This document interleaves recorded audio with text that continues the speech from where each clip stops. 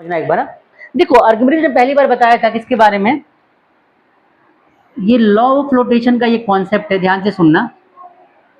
मान लो कि हमारे पास एक कंटेनर है और ये फुली फिल्ड है।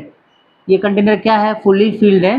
तो जब भी कोई एक दूसरा कोई ऑब्जेक्ट मान के चलो हमने इसके अंदर प्लेस कर दिया, एक फुल्ली फिल्ड कंटेनर में किसी ऑब्जेक्ट को जब हम प्लेस करते हैं तो ये ऑब्जेक्ट क्या करता है, कुछ वाटर को डिस्प्लेस करेगा, यहाँ से करेगा।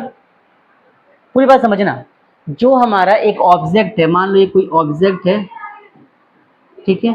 अभी ये ऑब्जेक्ट इस फुल्ली फिल्ड कंटेनर में डाला गया, अब इसमें जगह तो है नहीं, तो कोई भी एक 3D बॉडी को जब तुम यहाँ प्लेस करोगे तो ऑब्जेक्ट कुछ पानी को बाहर डिस्प्लेस करेगा। तो जो लिक्विड डिस्प्लेस करेगा ना ये ऑब्जेक्ट, इसका जो वेट होगा, मान लो इसने यहाँ तक लिक्विड डिस्प्लेस किया, इतना मान लो इतना लिक्विड डिस्प्लेस। अब जब एक कंटेनर यहाँ पे आएगा तो इस पे बायोन्सी फोर्स भी तो लग रहा होगा, लग रहा होगा कि नहीं बताओ।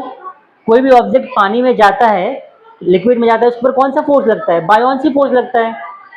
बायोन्सी फोर्स को क्या लिखते हैं, एफ बी। तो आर्किमिडीज प्रिंसिपल क्या कहता है कि an object is placed in a fully filled और partially filled container, that object displaces some liquid and the weight of the liquid is equal to the weight of the liquid displaced is equal to the buoyancy force acting on the body। मतलब कि इस body पे जो buoyancy force लग रहा है हमारा, वो किसके बराबर हो जाएगा, वो जो लिक्विड डिस्प्लेस हुआ उसके वेट के बराबर हो जाएगा। आई बात समझ में। इसको अगर मैं फॉर्मुलेट करूं तो फॉर्मूला क्या बनेगा, ध्यान से देखना। F B is equal to weight होता है, तो F B buoyancy force is equal to weight को लिख सकते हैं कि एम जी लिख सकते हैं। अब एक चीज ध्यान रखना कि हमने एक फॉर्मूला पढ़ा डेंसिटी, अगर आपको याद हो तो बेटर है, तो मैं सिखा देता हूं। डेंसिटी इक्वल टू होता है मास और अपॉन में वॉल्यूम। डेंसिटी क्या होता है, मास अपॉन में वॉल्यूम। कितना मास, डेंसिटी को लिखते हैं रो से, मास होता है एम और वॉल्यूम क्या होता है वी। बात समझ में आई सबको। इस वी को यहां लेकर जाऊं तो rho into V is equal to mass बन जाएगा। सोच के बताओ, ये सुनो बन जाएगा।